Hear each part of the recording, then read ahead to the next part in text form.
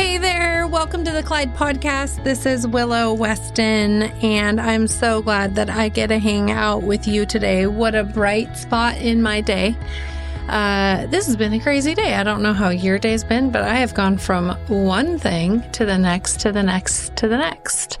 And it's all good stuff. And yet, just to pause and take in a breath and realize that we're about to receive, that's always a good thing to do. I absolutely love being able to hand you stories of people who are experiencing the living God showing up and actively getting a hold of their life in such amazing ways that it radically takes them from going one direction to another direction and brings absolute purpose into their life. And this next interview that I'm going to hand you is with Mike McEvoy. He's the executive director and co-founder of something called Construction for Change. And we talk about this global organization and what it's doing to impact others. But we really spend a good chunk of our time talking about Mike's personal journey that includes both profound loss and unexpected blessings. And he shares what it's like, what it was like for him and his wife to go through such profound loss. And I think you're going to be inspired to hear his heart, what fuels his passion, and how the Lord has shown up in his life, in blessings and in hardship, and what God has done in the midst of all of that. So I hope that this story inspires you and encourages you.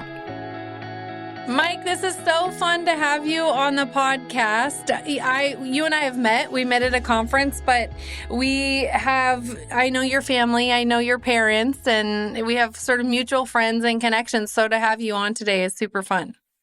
Well, thank you. I'm honored to be here. And I actually got to hear you speak a couple years ago when I was on Young Life staff, and you spoke at our regional staff retreat. And I got to say, I rarely have taken as many notes as I took that day. So really appreciate what you're doing on here.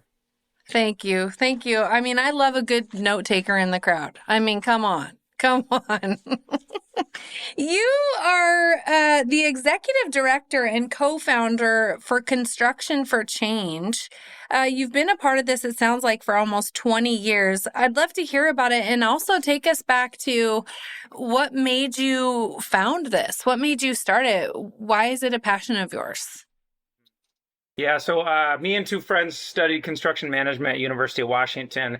As we were graduating, as we were moving to our graduation, and looking at kind of the industry and how we wanted to do good in the world, the three of us had a lot of experience kind of throughout college, being involved in campus ministries, kind of your standard kind of global mission experiences, seeing the need in the world, and really kind of going, hey, what could our place be in using the gifts that God has put in us and the desires to do good in the construction world. And just kind of start out of college, just started this organization. And we didn't know exactly where it was going to go. We had no clue, honestly. But we said, hey, we want to do good in the construction world. I wonder if we can help. We've worked with these nonprofits around the world that are doing great work. So we said, hey, what if we could support some of these grassroots organizations that are doing really good work, things like education and healthcare, economic development, people that know their community and know the needs of their community. What if we could come alongside them and assist them as they grow with those, with kind of helping to manage their construction projects, because that's what we know. Now, we didn't know how to do that in a lot of different countries around the world, but we thought, hey, we could learn and go in and try not to be this American savior coming in, but go, hey, you know what you're doing. Man, I wonder if we can assist you and support you. So it took a couple years to get off the ground. Most good things take a while. We were 5 years of just being a volunteer-run organization, and it started with, we would raise money. We have this big fundraiser and just invite our friends and family, and hope that your uncle gives a couple $1,000, and and we were raising money to build. Our first school was in was in Western Zambia back in 2008. I got to go over there twice to go be a part of the construction of this first school. It took us almost a year to build. Probably was way over budget and behind schedule, but it was a good learning experience for us. And then we started to connect with these other organizations, seeing, hey, can we help but with the social infrastructure, we call it, which is we got a couple more schools. Our second one was in Cambodia. And then this organization out of India called Hospitals for Hope reached out to us, seeing if we would assist them in building a hospital out there. And so we did a couple fundraisers around the country with them in New York and the Bay Area and raised the money for this hospital and built that. And things kind of slowly grew, and we got better, over time. I think some of the big changes in the last 17 years we've been an organization are that when we started, we were training a project manager that was right out of college here, maybe at UW or locally in Seattle, and then sending them over and having them hire like local labor and use local materials. We wanted it to be really equitable for the community, and we would funnel kind of the money through them into the community. But as time went on and we started to build more of a reputation, we thought, hey, how can we be more ethical? And we started hiring locally, actually, project managers from these different regions that we wanted to build in around the country, where now all of our staff on the ground, our regional directors, our project managers are all local to the areas they come from. And we don't send people over to run projects anymore, but we do have a team that really tries to empower locally and keep as much of the resources from these projects in the communities as possible. So, yeah, I've been involved for 17 years. I will say that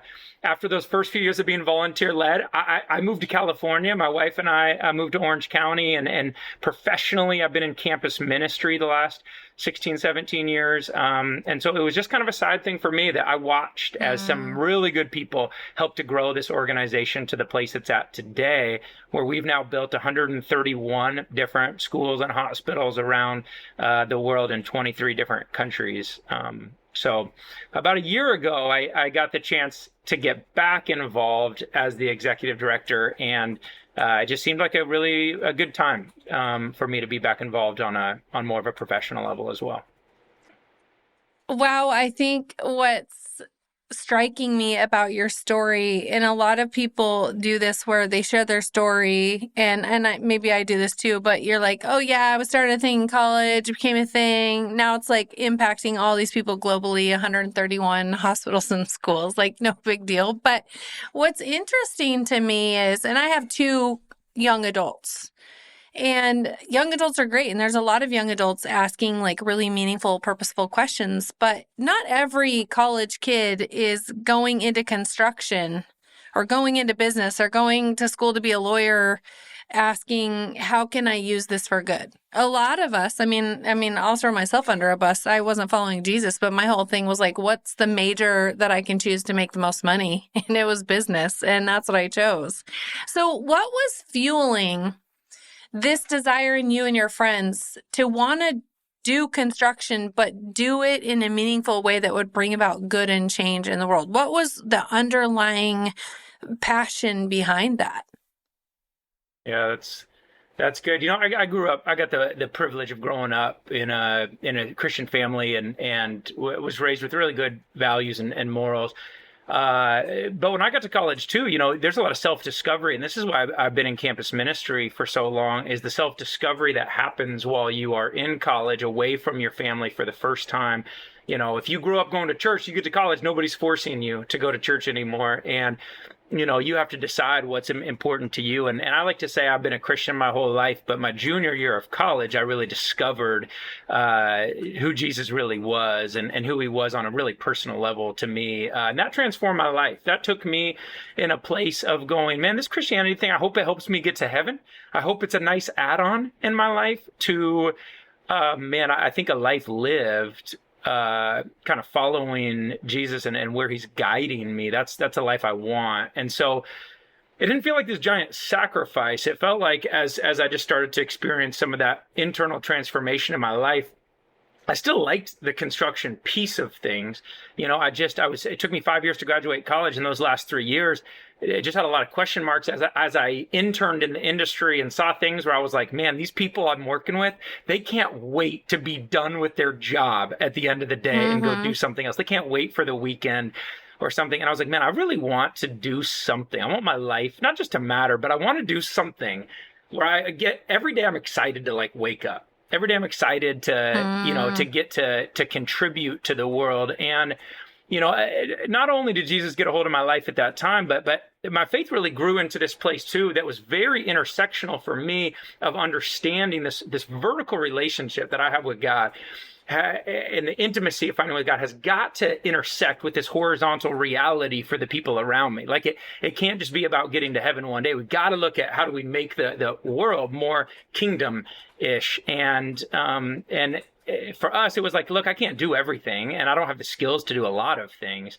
But here's something that's in our hands right now. And we kind of just kept going one step at a time of, we think this is following Jesus into trying to do some good in the world. But we evaluated that a lot, especially the first 5 or 6 years. We'd be on a project, we'd be trying to get to know the partners. We'd be asking, is it worth it? Is it worth it? Every time, anybody who raises money for their profession, even if we love what we do, there's always times of going, man, is this worth it? I'd really rather not be asking for donations right now. I'd rather do something different. But we just kept seeing the good and we kept getting to know. For us, it's a real partnership. When we take on a partnership with an organization that's in healthcare, education, economic development, that becomes a real partnership. We look for ways to be a blessing beyond just managing a construction project for them, but visiting the site, getting to know who the people are, what the community is like, and looking for ways to connect them to more potential resources and growth opportunities. So I think it's that. I think it's the fact that I've been able to visit so many of the projects we've done and see the impact on the community that keeps us going, hey, this is a really good thing. And we think the impact is just getting started too. So I'm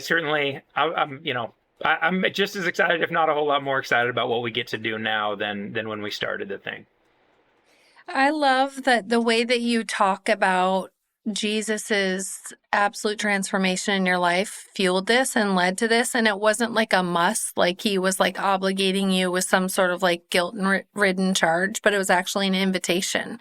That's kind of what you laid out. It feels like it was an invitation to live a life that actually brought meaning and help and healing to the world. That almost like, when we think about him teaching us to pray and our Father who's in heaven, hallowed be thy name, thy kingdom come, thy will be done on earth as it is in heaven. Like he invited you to bring a little bit of heaven down on earth instead of just looking at like getting there. And I love that so much.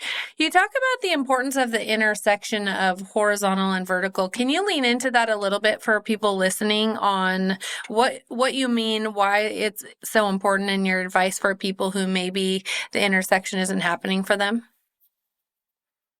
Yeah, and that's a little bit of who I am, just so I let you know. And my faith is I like to call it, it's kind of gritty, it's earthy, it's I think some people are really good about going into the room and praying for hours and feeling this, really feeling this spiritual connection of, hey, I'm going to spend more time, praying for the world and what's happening around. And I've kind of always felt like with me and God, it's like, God, fill me up today with who I am, help me understand my identity, and then give me the strength to go walk into the world and go do it and get out the door and go make an impact in the world. And don't just stay in that room all day long. I think we can easily swing the other end. I mean, so I think that both are important. But it's easy to swing the other way where all of a sudden, we're just trying to do something, impactful in the world, and we've totally lost the reason why, and we've lost our source of strength. But for me, it's kind of understanding I have a chance to go make a real difference, and wanting to do that, especially for those living on the margin that haven't. I do feel very privileged to come from the life and the background that I come from. And then I also felt too, with getting into with what we're doing with Construction for Change. I think at one point in life, I think I was in college when when I kind of like watch these Christians get up, in ministry and church and be like following, I think the subconscious for me was following Jesus means leaving all the things that give me life and doing something that I hate doing, because that's the sacrifice that is required. You just do something that you hate and it's for the kingdom, and that makes you a better Christian and a better person. And that just hasn't been my belief. It transformed into, there's certain things God has put in me. He's put in certain gifts and talents and passions. Man, if I get to use those things every day, I don't have to abandon them. I don't have to throw out, construction management to go, do something totally different. But I get to use those things the same way, no matter what your profession, or, if you're at home raising kids and you think, oh, I need to leave these, kids with a sitter so I can go, impact the world for Jesus somewhere else, you miss the mission that's right in front of you,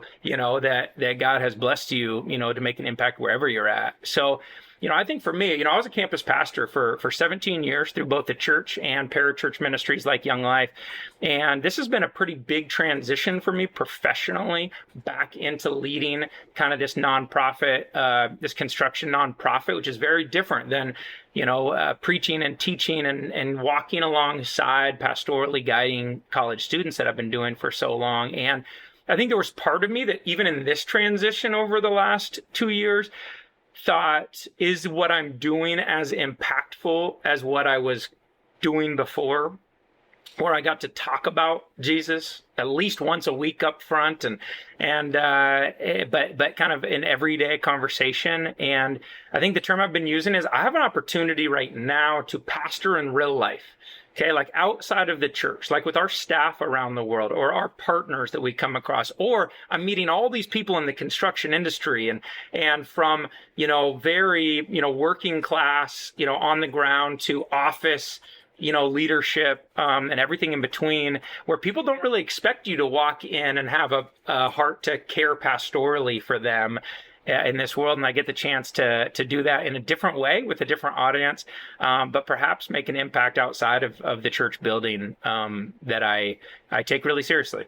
I love that you're reminding us that ministry is right in front of us no matter where we are. I mean, my husband's in real estate. Like, he gets to wake up every single day, and it's not just about selling stuff. It's actually about humans, and you can minister to whoever's right in front of you. If you love to cook, you can cook for God. Like, it doesn't have to look a certain way. And I think it's interesting because you mentioned how you evaluate, am I making as much of a difference now as I did before when I was this? And I think we're so hard on ourselves when in actuality, God wants us to be faithful with what he's put and who he's put right in front of us. So I love that you're bringing that up because it's a struggle for everyone. Another interesting thing about your story is you were building this nonprofit. And you started building it as a college student. And then you had these other ministry jobs that you were doing for your vocation. And at the same time, you were building your family. Can you tell us a little bit about building your family and kind of the journey of what you and your wife went through? Yeah, it's, we, let's see, I've been married almost 15 years now, and we had moved to California. We moved back to Seattle about 8 years ago, hoping to continue to build our family, have kids.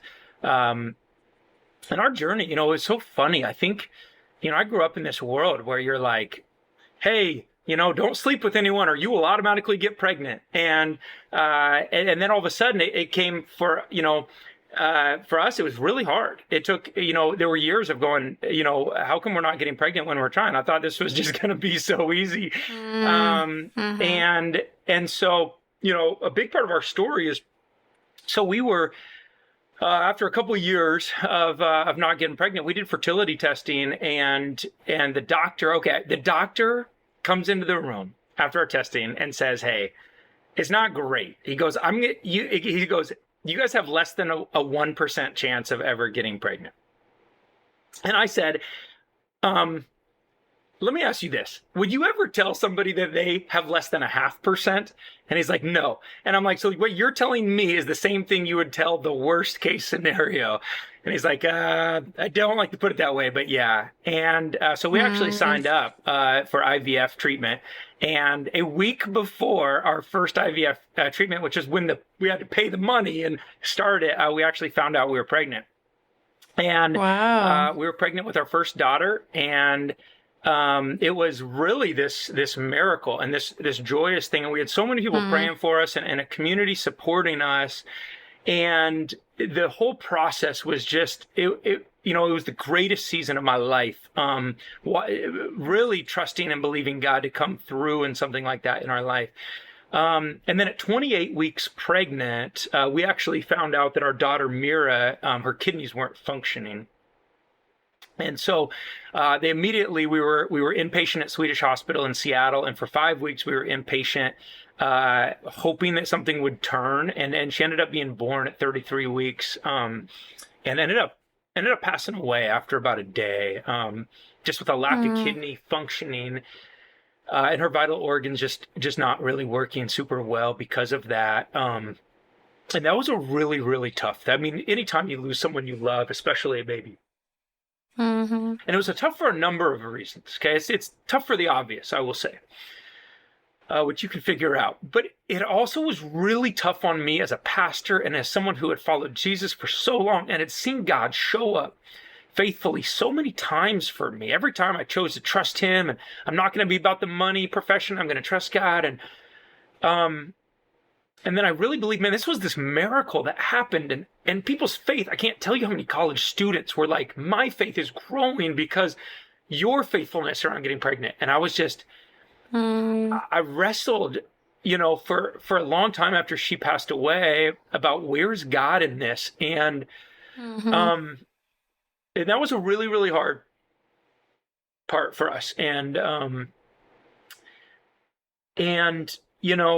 even in the midst of how hard that was, though, I will say that, it made me wrestle with a lot of things, but it didn't make me wrestle with what the goodness of God is. And that, I think, is a struggle in the world, is that when we tie the blessing of God, in our life to the presence of God and say God is present in my life if I am blessed, if good things are happening in my life, then God is at work.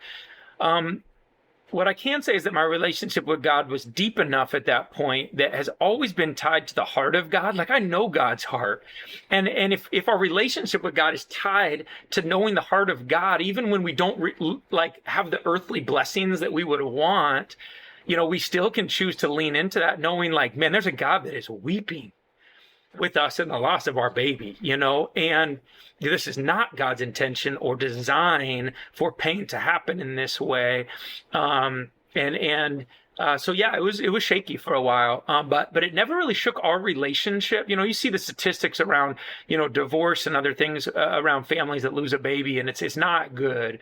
But it never really shook us just, in that way, because of understanding, look, God is still at work here, and there's ways, to continue to lead and teach and preach. And I had to take about 6 months off preaching at that time, just because it was just a little more confusing for me. But, I've seen God show up in faithful ways that don't negate that, right? They don't take that away, and they don't make up for her life in any way. But, in addition, kind of putting the "and" on the end there, we've also watched God show up really faithfully and continue to build our family while we mourn and honor our daughter Mira as well.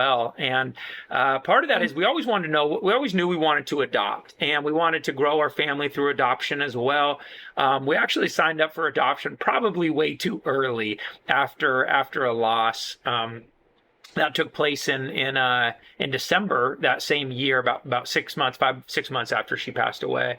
And we were actually placed twice for adoption. And both of those did not end up working out, as the birth parents ended up choosing to back out and to raise themselves, which I am totally for. And that's wonderful. But it was multiple dates. There were a lot of due dates on the calendar that had been started to be circled for us that weren't working out. And we ended up getting matched with a family in Louisiana. in March of 2020, kind of right as COVID was starting. And as we were driving down in early May to meet this baby girl who was going to be born a couple days later, on the drive down in early COVID, my wife goes, "Oh, I'm pregnant."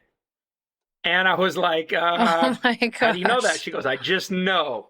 I just know." And so we were driving. We were like driving through Wyoming and Colorado. And she's like, "We're pregnant and I need to get it checked out." And so we stopped in a hospital in Texas on the drive down. I couldn't even go in because of COVID. And she found out she was 5 weeks pregnant. And then Wow. we drove to Louisiana. By the time our daughter Kyrie was born, a couple weeks after that, she already was super sick early on.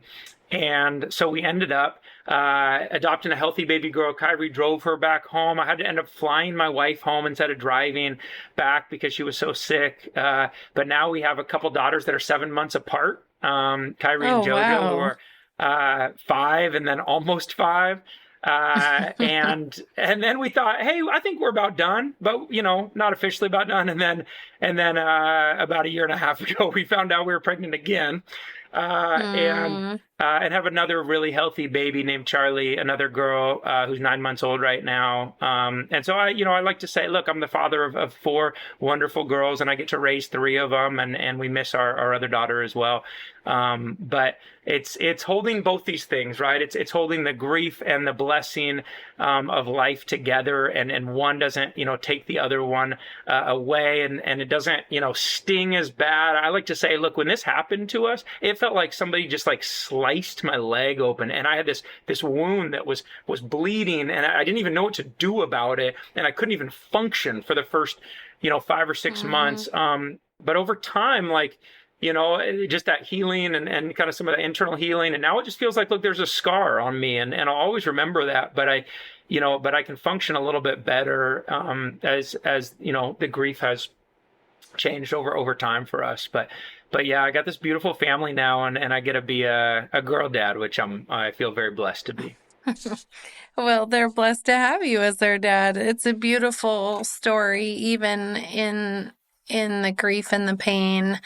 I love that you remind us not to connect God's presence and goodness with blessing. That's such a good word. I'm also curious, Mike, because we have a lot of, female guests here, and certainly we've talked about infertility and miscarriages and grief and loss of children many times, but I don't know if I've ever had a dad on here to talk about it. And so I'd love to ask you, for women listening, what did you need in that time? I think a lot of times we talk about like what the woman needs in her grief around here, but curious what you would say like the dad needs when he's going through that kind of loss. Great question. Yeah, it is. It is, and I admit it's different. I'm a deep feeler too, and I know not every guy is. We joined this support group a couple months after loss through Seattle Children's Hospital, called the Journey Program, and they paired us with like 6 other family units that had all lost a baby in the last year. And I will say, like you said, every week we would go to this, and every week my wife and I would go, and every week all the mothers would go. And every week there might be one other dad that showed up. Mm-hmm. And it was an interesting thing. Even sometimes when the dads would talk about it, sometimes they didn't know how to talk about it. Somewhere between feeling like they didn't want to show weakness to getting so caught up in the emotions that they just couldn't even share. And, I don't know exactly what that tells us. I think for me personally, I knew like I needed some spaces. Like grief is different. I do believe it needs to be engaged. Like part of the reason why I feel so healthy, like 10 months after we lost our baby, we started raising another child. And I don't think that's for everybody, because sometimes you're in such big, grief, or that your decision making is not great, or you still have these hidden things in you that are going to come out in some negative ways. if not dealt with in some ways. But, I totally am a believer in therapy, not just because my wife is a therapist, but, going myself, being part of a support group, but also having some spaces. Like, first of all, I just needed some friends to go drink beer with sometimes. But also, I started building a fence. We had no fence on our house, and I built this big fence around our whole yard, and I didn't have any help, and I didn't hire anyone, and I just would go out there for like 2 hours a day, and I would work on the fence for like 2 months. It took me to build this thing. And my wife calls it our grief fence, which was I just needed to have something to do. Like, I think stereotypically and probably plays out a little bit is sometimes a guy needs to be able to do something. We might be able to talk about, what's going on, but we're not always the best at talking about kind of how we feel, especially the unprocessed thoughts. If we're not verbal processors, it's hard for us just to say it.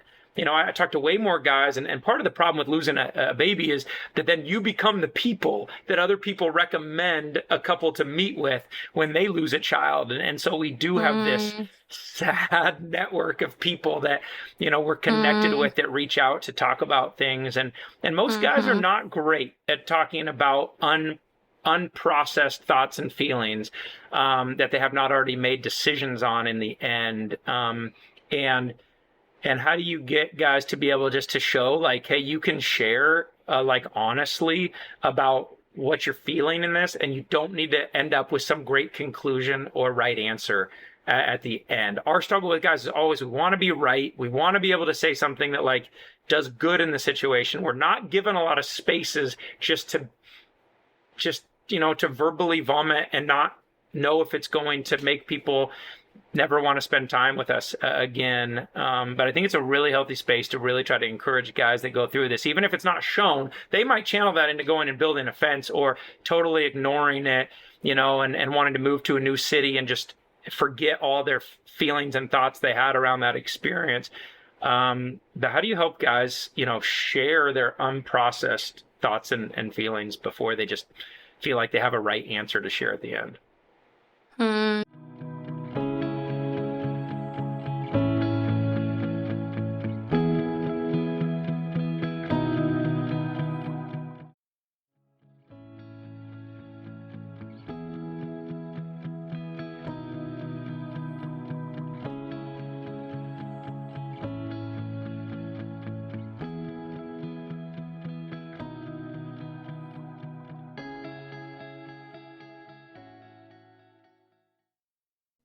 I wrote a book. I'm terrified. I got gut level honest about my chapters of pain and brokenness. I have a vulnerability hangover, but I wrote it for you. I wrote it for you because I know you've experienced hurt just like I have, and I am convinced that Jesus longs for our healing and we long for it too. The vision I've carried for years while I wrote these pages is that together, you and I will collide with the only one who can handle our pain and heal it. So will you come with me, whether limping, weeping, doubting, or hopeful, straight into the arms of Jesus? It's there that we will be forever changed. Collide, Running into Healing When Life Hands You Hurt, is officially here. Head to your favorite bookstore or online shop and grab your copy today. What do you think helped you and your wife turn towards each other instead of away from each other through all this? God was graceful with us. We gave each other a lot of grace. When this happens, you say a lot of stupid things and you hear a lot of things from people. A lot of people can't handle sitting in that space, so they want to make things better, right? They try to come up with a little cliche that makes you feel better. Those things really, for us that have lost somebody close, they become annoying pretty quick. People that just sat in the grief with us, I think, but we did some things, right? There were times we'd turn away. There were times I'd go do something or just totally forget about like my life responsibility. Or the same thing with my wife. She wasn't always perfect, right? You lose your temper quickly, or you're very short with the other person and you don't, give them much grace. And I think we've always been pretty good at like, okay, in the moment, even as there's conflict, if we can step away for 10 minutes and just really think about, hey, what is this person going through right now? And maybe that answer was not the one that they would give if they were perfect. And maybe, we're always so quick to go, well, you said really hurt me, so I'm going to share out of my own hurt right now. But for some reason, we could step away and go, man, I bet she shared that out of a really hard place right now. And I bet if we were a little more, on good ground, I bet that's not how she would react. And she gave me so much grace for some of the ways I would do that. And it kind of kept us coming back, even though we had some really tough conversations, arguments, or feeling like, even apathy toward, I just don't even care anymore. Mm-hmm. Well, it's honestly really hopeful to hear. I think in the face of grief and loss, it's so easy to turn on each other. And you guys are such a beautiful example of how do we keep turning towards each other? How do we keep repairing? How do we keep coming back to each other in the midst of this? And, we go through hard things that threaten to take us out. But, to hear that you have this beautiful family and you're the father of 4 daughters and you get a parent 3 and you guys are together and you're doing construction for change is so cool. I also love and hope that you can share about it a little bit as we sort of come to an end here. You've really chosen to purpose this pain.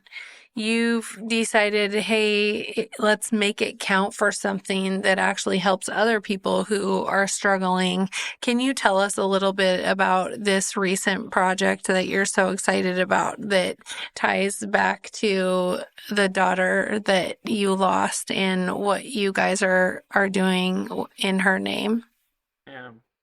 Yeah, so my daughter Mira would have turned 6 this July 8th. And every birthday, right? Birthdays are tough. Anniversaries are tough, right, these days. And so for her first 5 birthdays, it was just grief central. Even if we were doing pretty good, we'd take the whole day. We'd go do a hospital visit. We'd go thank all the nurses in the morning that were so helpful to all of our time there, if they were still there. We'd go to her grave. We go do something that lets us really engage the grief fully that day. Get a sitter for our other kids, even, all that. This was the first year that as it was coming up, we said, we have this beautiful family. We still love and care for her. I'm not feeling as strong in terms of needing a time for the grief. What if we took some time around her birthday and really talked about what could we do that could be a positive in remembrance of her? And so through kind of partnering with my work with Construction for Change, we've started what we call the Mira Project. Okay, which is the Mira Project is providing more access to maternal and infant health care around the world. And so most of what we do with Construction for Change is we partner with these organizations. We manage their construction projects. We don't come in with funding on them. But we want to start this initiative. In fact, we've launched this initiative where we've developed a portfolio around the places we work, which most of our work right now happens to be in East Africa and West Africa. But Sub-Saharan Africa is the place that we see most of the deaths around maternal and infant health care. Most people that don't have access to good health care. In fact, 62% of deaths that take place around childbirth happen in Sub-Saharan Africa. And so we want to provide more access. We want to build clinics, hospitals, maternity wards, milk banks, anything you can think of that's going to help improve that in places where women don't have very good access to healthcare. And we've seen the need. I've been on the ground enough to see the need, to know that if there's a great organization out there and they want to expand what they're doing and run this maternal healthcare center, we want to help to make that possible. Not just in the construction management of it, but we want to help make the funding accessible to them, which is such a big gap. And so the Mira Project is we now have developed a portfolio of great partners that are sitting in this portfolio ready to build a healthcare facility, a clinic, a maternity ward. And then the next launch, which is coming in a couple months, is that somebody could start a campaign in the honor of a loved one. So we've met a lot of people because of our situation that have also lost a loved one, that they wanted to start a foundation in their name. They've started raising money. They put out a GoFundMe or something, and all of a sudden, they have $50,000-$60,000 raised, and they don't know exactly what to do. Should we start a scholarship? What should we actually do with this money now in their name? Well, the Mirror Project is you can start a campaign if you lose a baby or a loved one in life. You could start a campaign through the Mirror Project, through Construction for Change, where you can raise money into this campaign, and we will help you. We will help connect you with the need for building a maternal health care center somewhere in the world, and a certain amount of money that different ones cost to build, essentially. And whether it's providing the funding for it, whether it's naming it, whether it's creating a long-term partnership between your family and this community, you could help provide access to hundreds, if not thousands, of people around maternal health care in a region. And so when something like this happens, right, the immediate grief is you don't know what to do. And you don't just all of a sudden strategize 2 days later about we should really do this. So we want to have just the awareness of the Mirror Project for people, so that if they know of somebody that loses a loved one, they could go to constructionforchange.org, and our new website that launches in a month will have this piece of it in our portfolio, and they could reach out about having their own campaign where 100% of the money that they raise will go directly toward a project of their choosing, and form a lifelong partnership with helping do good by providing maternal health care access to women that have a hard time finding it in some places in the world. So we're really excited about this initiative, and hope that it's a long-term thing for us that does a lot of good in terms of changing some of the statistics around bringing healthcare access for women and babies. Mike, I love so much that you're allowing God to show up in the pain and use it to bring help to other people. And you're also sort of inviting the ripple effect of that. You're inviting other people in their place of pain and grief to say, let's figure out how we can purpose this to help other people, and really honoring the people that you lost in such a beautiful way. I love it so much. I know there's women who are listening who are gonna want to check out this special thing that you're inviting them to. How can they do that? Yeah, so like I said, we're in the midst of this. We have a couple of our staff on the ground in East Africa that have been going around vetting organizations, building connections. That's in about a month, or that section of the website will be launched for us. But through constructionforchange.org, and honestly, just contacting me directly at mike@constructionforchange.org, emailing me. I'd love to connect with anybody, even though you're not going to see that today on our website. That's what's in the works for seeing, how we can take some of the relationships and the knowledge that we've gained over the years, and help it connect to doing good. And we've been in the position now to pastorally lead people enough early on in this grief that we are strong enough in our own situation to help to guide somebody that just has no idea what to do. And that's how you feel when you lose somebody you love. I mean, you feel like, I don't even know what to do when I wake up in the morning, much less how do I help to do something. But most people early on in that, when people are reaching out going, how can I help? I want to support something. That's really the time, for somebody to take advantage of that and try to do something good in their honor. And if we can help be a part of that, we'd love to be a blessing to the family and the world, however we can. It's really interesting coming from a guy who, 20 years ago was in college and was feeling led to go into construction, and the Lord completely got a hold of your life in a way that called you to a bigger purpose, construction for good, and you had no idea what you would go through personally on a personal level. And you continue to allow God to use whatever it is you're going through for good, for a bigger purpose. And I just want to honor that, Mike. I want to tell you how admirable it is, and it's truly inspiring. Well, Thank you. It sounds so good when you say it. It makes me feel like a saint over here. But we all have our journey, and there's been a lot of moments, and there's been a lot of moments I've wanted to quit this like anybody, or wanted to do something that either felt easier or just had some consistency, or whether at 5:00 you just got to check out at the end of the day, and nothing wrong with a job like that. But I think that God has continued to pull me back into things and to guide me pretty clearly, even with the big profession switch, getting back into this at a time where it's been this huge blessing, being able to do good, but also not being as relationally heavy as what I was doing in campus ministry, where college students need your attention all the time, and they need your attention on a Friday night. And I also got to this place where I want to be a great dad to my kids. I mean, there's only 2 jobs in the world I can do, and that no one else can do, and that's be a great husband to my wife and be a great father to my kids. And I don't want to miss that. Because I never wanted to be one of those pastors that was so tied to their community or their church that their family didn't like their job.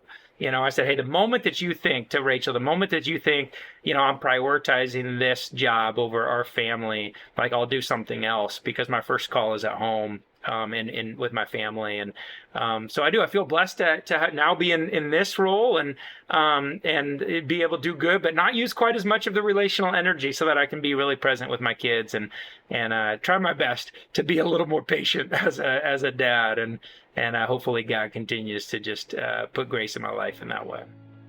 Well, we all need that for sure. Thank you for being on today, Mike. Hey, thank you so much for having me. It's a blessing, and thanks for what you do.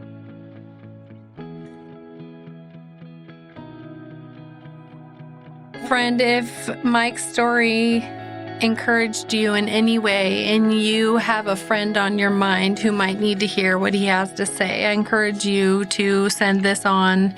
Just that simple share not only gets the word out about our ministry, but it will bring hope to the person that you care about, the person that maybe the Lord is putting on your heart for a reason. I absolutely loved the reminder from Mike that God's presence shouldn't be tied to God's blessing. That God's presence is with you and I, no matter where we go, whether we're in the valley of the shadow of death or we're on the mountaintop in victory. He is with us. There's nowhere we can go that He is not. Psalm 139 reminds us of that He is always present, and that His character is always good.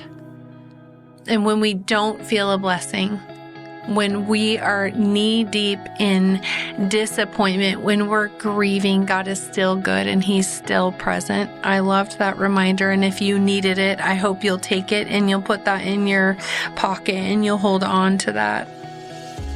This week, my hope is that you'll keep colliding with Jesus. And if you need other ways to do that, make sure you subscribe to this podcast. Go to our website at wecollide.net. We have a million jillion ways that you can keep colliding. We'll catch you next week, friend.